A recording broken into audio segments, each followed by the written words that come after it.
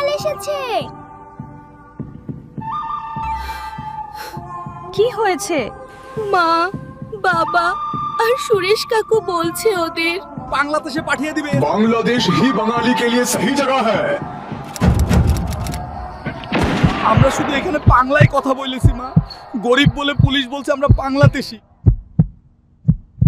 इसको भी बांग्लादेश बॉर्डर पे छोड़ आते हैं।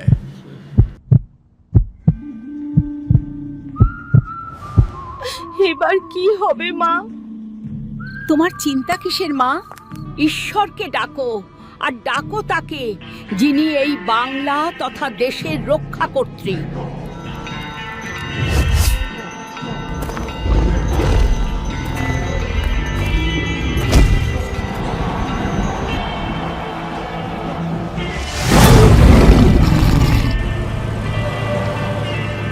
ভারতের জাতীয় সঙ্গীত তো একজন বাঙালি লিখেছেন। ओ, ताहले ओताओ बांग्लादेशी।